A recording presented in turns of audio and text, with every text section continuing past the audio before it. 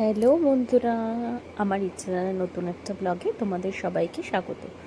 আগের ব্লগটায় তোমরা দেখেছিলে আমরা ভোরবেলা বেরিয়েছিলাম কোথাও একটা যাওয়ার উদ্দেশ্যে। কোথায় যাচ্ছি সেটা তোমরা আস্তে আস্তে আমার ব্লগগুলো দেখতে থাকো, তাহলেই বুঝতে পারবে।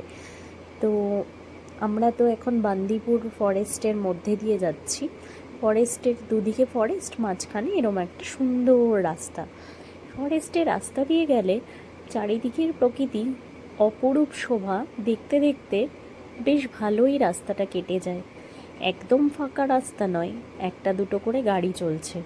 তবে হ্যাঁ, এই জঙ্গলের রাস্তাটা ভোরবেলা 6টা থেকে বিকেল 6টা অবধি খোলা থাকে।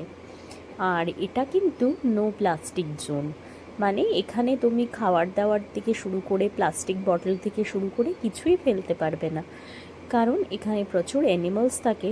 আর এইসব রাস্তাঘাট সবসময় পরিষ্কার করাও পসিবল হয় না। তো তাই জন্য যখন আমরা বান্দিপুরে ঢুকি বা তামিলনাড়ু স্টেটে ঢুকছি, তখন কিন্তু একটা নাকা চেকিংয়ের মতো হয়, যেখানে পুলিশ দাঁড়িয়ে থাকে এবং তোমার গাড়িতে, গাড়ির ডিকি, এই সব কিছুই চেক করে যে কিছু আছে কি না। আমরা যখন এবার যাচ্ছিলাম, আমাদের সাথে বেশ কিছু প্লাস্টিকের জলের বোতল ছিল, যেটাতে আমরা জল নিয়ে গেছিলাম রাস্তায় খাবো বলে। আর কুহুরও জলের বোতল ছিল। তো আমাদের গাড়ি 1 সেকেন্ডের জন্য দাঁড় করিয়ে পুলিশ বলেছিল প্লাস্টিকের বোতলটা ফেলে দিতে, কিন্তু আমরা অনেক রিকোয়েস্ট করায় উনি বলল যে ঠিক আছে, যেহেতু আমরা বললাম যে বেবির জন্য বটল নিয়ে যাচ্ছি, তাই জন্য উনি আমাদের ছেড়ে দিল। কিন্তু প্রচুর গাড়ি এরম ছিল যাদের ডিক্কি থেকে শুরু করে চেকিং, প্রচণ্ড পরিমাণে চেকিং হচ্ছিল। তো এটা ওদের একটা মানে খুব কমন একটা ব্যাপার আর কি। এই তামিলনাড়ু স্টেটে ঢুকতে গেলে এই চেকিংটা অলওয়েজ হয়ে থাকে। তো এবার আসি, যে রাস্তা দিয়ে যাচ্ছি সেই রাস্তার দুপাশে আমরা কিছু দেখতে পেলাম কি না।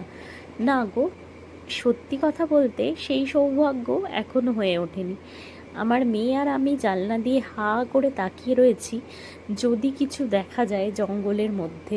কিন্তু এত গরম ছিল বাইরে যে সত্যি কোনো অ্যানিমালস এখানে ছিল না, এখনো অবধি আমাদের চোখে পড়েনি।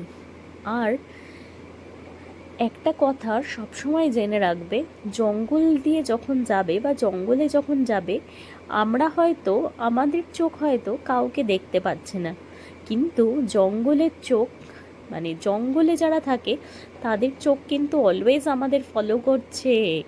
তাই যাওয়ার সময়, জঙ্গলে যাওয়ার সময় অলওয়েজ চোখ কান খোলা রাখতে হয়। তো যাই হোক, কর্ণাটকা শেষ। আমরা কর্ণাটকাকে টাটা বলে এবার সোজা ঢুকছি তামিলনাড়ুর দিকে। আমরা এর আগেও যে ঘুরতে গেছি অনেক জায়গাতেই, ইভেন আমরা যখন উটি গেছিলাম তখনও আমরা এই রাস্তা দিয়েই গেছিলাম। তোমরা আগের ব্লগগুলো যারা আমার দেখেছো তারা হয়তো চিনতে পারবে এই রাস্তাটা। তো সেম রাস্তা দিয়েই যেতে হয়। ওই দেখো দূরে লেখা আছে মধুবালাই টাইগার রিজার্ভ, ওয়েলকামস ইউ। মানে, আর পুলিশ দেখতে পাচ্ছ কত পুলিশ দাঁড়িয়ে রয়েছে, প্রচুর লোকজনকে। তো ওই দেখো এই কাপলটাকে গাড়ি থেকে নামিয়ে চেকিং চলছে ওদের। তো যাই হোক, আমরা ঢুকে গেলাম তামিলনাড়ুতে। তামিলনাড়ুর এই সাইডটা যে ফরেস্টটা, সেটার নাম হচ্ছে মধুমালাই। ফরেস্ট কিন্তু একটাই, সেটাকেই দুটো পার্টে ডিভাইড হয়ে গেছে। কর্ণাটকার দিকটাতে হচ্ছে বান্দিপুর ফরেস্ট, আর কর্ণাটকার মানে তামিলনাড়ুর দিকটা হচ্ছে মধুমালাই ফরেস্ট। তো এবার আমরা বান্দিপুর ফরেস্ট শেষ করে মধুমালাই ফরেস্ট দিয়ে সোজা ছুটে চলেছি আমাদের গন্তব্যের দিকে। আমি শুধু একটা জিনিসই ভাবি, এই রাস্তাগুলো দিয়ে যারা গাড়ি নিয়ে যায় তাদের কি ভয় লাগে না যদি হঠাৎ করে সামনে একটা কিছু চলে আসে? কিন্তু না, এই প্রাকৃতিক সৌন্দর্যটা অনুভব করতে করতে যাওয়ার আনন্দটাই আলাদা। সামনে তো দেখলে কতগুলো হনুমান ছিল, এই প্রথম আমাদের অ্যানিমালস দেখা, এই প্রচুর পরিমাণে হনুমান দেখতে পেলাম। কিন্তু জানো, আমাদের কপাল বেশ ভালো, এবারে প্রচুর অ্যানিমালস দেখেছি। আরে দাঁড়াও দাঁড়াও, হাতির কবলে পড়তে পড়তে বেঁচে গেছি। তোমরা ভিডিওটা আগে দেখো, বুঝতে পারবে কি ডেঞ্জারাসভাবে আমরা রাস্তা ক্রস করেছি। এবার এখানে গাড়িটা একটু স্লো করা হয়েছে কেন বলো তো?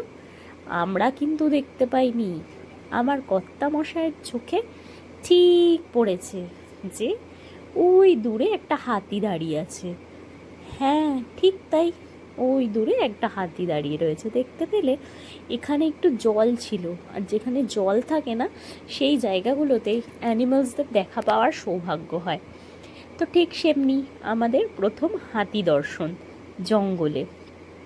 চলো আগে চলতে চলতে দেখি, এই যে একজন মহান ব্যক্তি রাস্তা ক্রস করলো, আর আমার রাইট সাইডে তোমরা দেখতে পাচ্ছ, হ্যাঁ, একটা হরিণের দেখা। একটা কিন্তু নয়, বেশ অনেকগুলো হরিণ ছিল, সব দাঁড়িয়ে দাঁড়িয়ে রাস্তা দিয়ে কারা যাচ্ছে সেটা দেখছে। আরে না না, ওরা হয়তো রোড ক্রস করতো, তো আমরা যাচ্ছিলাম বলে ওরা দাঁড়িয়ে পড়েছে। আর সামনের দেখতে থাকো, একটা বিশাল বড় হাতি রাস্তা ক্রস করতে করতেও আমরা রাস্তা ক্রস করে ফেলেছি আগে। ভীষণ ডেঞ্জারাস একটা মোমেন্ট পেরিয়ে এসেছি। এই রাস্তা দিয়ে যখন যাচ্ছিলাম একটাই জিনিস মনে পড়ছিল, যে হাতির কবলে যাতে না পড়তে হয়। সত্যি কথা বলতে জঙ্গলের দিকে যাচ্ছি তো প্রচুর ভিডিও ব্লগ দেখেছি, যেখানে রিলস দেখেছি যেখানে লোকজন হাতির কবলে পড়েছে। মানে হয় হাতি তাড়া করেছে, নয়তো হাতি সামনে দিয়ে চলে যাচ্ছে। ওই দূরে দেখো আরেকটা হাতি দাঁড়িয়ে রয়েছে। আমার মেয়ে তো বেশ খুশি যে হাতি দেখতে পাচ্ছি আমরা। তো যাই হোক, ওইটা হচ্ছে জঙ্গলের শেষ, তারপরে লোকাল গ্রাম শুরু। আর এই যে দেখো, দেখলে ইনি আরেকটু হলেই আমাদের গাড়ির সামনে দিয়ে যেত। আমরা চাইলে ওয়েট করতে পারতাম, কিন্তু ভয় পেলাম যদি উল্টে আমাদের তাড়া করে, তাই জাস্ট সেকেন্ডের জন্য আমরা জাস্ট ক্রস করে বেরিয়ে গেছি। তারপরে এই রাস্তা দিয়ে যেতে যেতে প্রচুর হাতি, প্রচুর হরিণ দেখেছি। কিন্তু এবারে আমি একটা জিনিস খুব মিস করেছি, সেটা হচ্ছে ময়ূর। জানি না, হয়তো গরমের জন্য খুব একটা ময়ূর দেখতে পেলাম না এবারে গিয়ে। আগের বার যখন গেছিলাম প্রচুর ময়ূর দেখেছি, বাট ওটাই, সব কিছুর সৌভাগ্য যদি একবারে হতো তাহলে তো আর দ্বিতীয়বার আসতেই হতো না, তাই না? হয়তো আবার পরবর্তী ক্ষেত্রে যখন আমরা আসব তখন আরও নতুন কিছু দেখতে পাবো। দেখো, প্রচুর হরিণ সব গাছের ছায়ায় বসে বসে রেস্ট নিচ্ছে। বাইরে যা রোদ্দুর গরম, ওদেরও বোধহয় প্রচুর কষ্ট হয়। ওই দূরে আরেকটা হাতি দাঁড়িয়ে রয়েছে। এইভাবেই আমরা এগিয়ে যাচ্ছি আমাদের গন্তব্যে। পরের যে ভিডিও বা ব্লগটা তোমাদের সাথে শেয়ার করব, সেটাতে তোমাদেরকে জানাবো যে আমরা কোথায় যাচ্ছি।